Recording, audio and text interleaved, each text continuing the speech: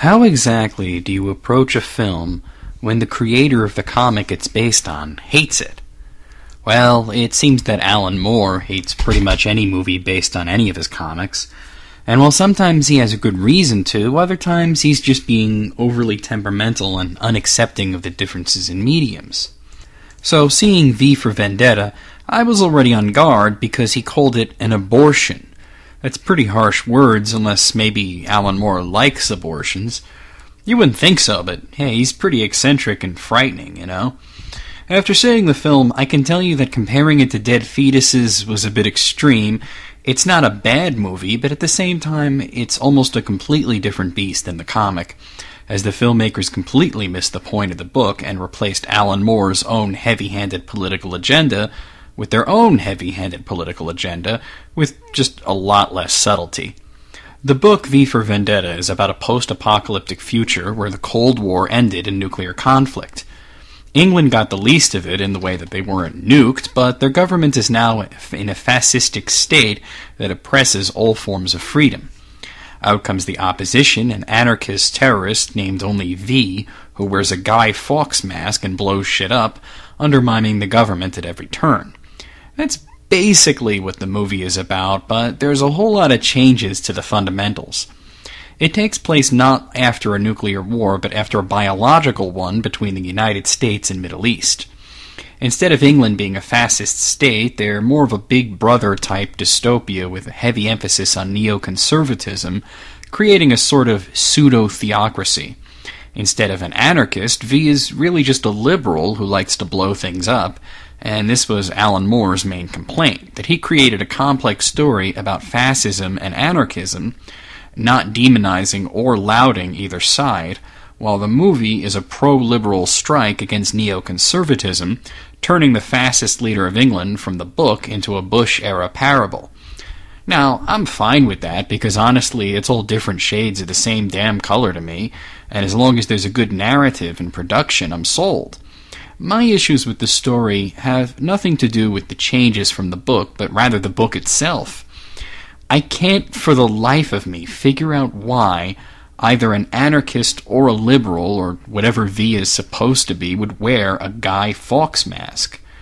While it is true that Guy Fawkes once tried to blow up Parliament, he wasn't doing it as any sort of blow against fascism, neoconservatism, or a theocracy, but in fact he was trying to destabilize the Protestant Revolution in England and instill a Catholic theocracy in England.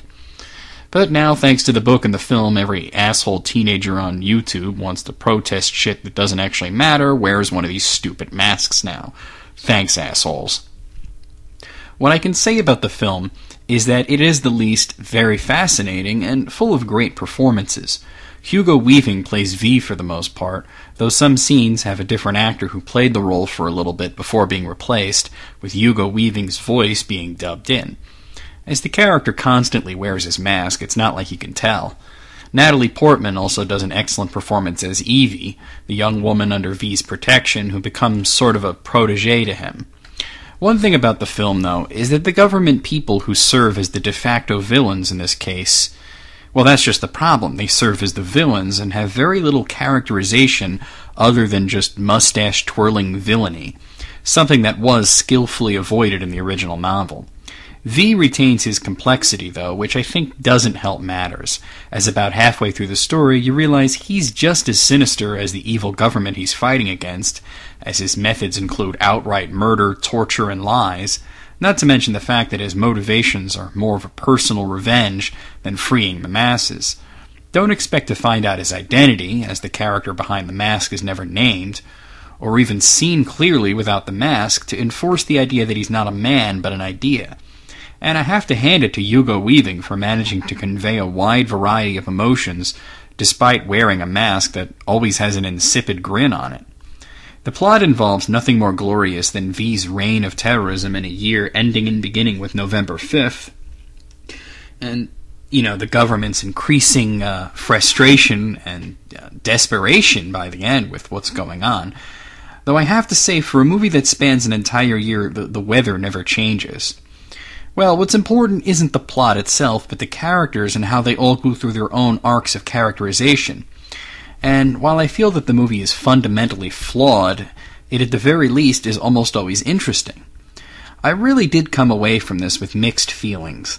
I liked the acting and the sets, but I felt that the movie, kept me interested throughout its entire runtime, but at the same time, I felt I was watching a political diatribe from someone who's very angry, but who lacks the subtlety to weave their message into the narrative in a coherent manner, misplacing ideas and confusing allegiances at times.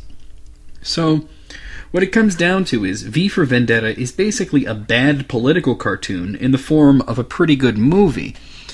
And while it rambles around fumbling towards its confused message, it does introduce you to some excellent characters and you have a good time. So I think I'd call it above average. There's more good than bad here. The movie could have done well to be more streamlined and concise, so I'll give V for Vendetta a 6 out of a possible 10.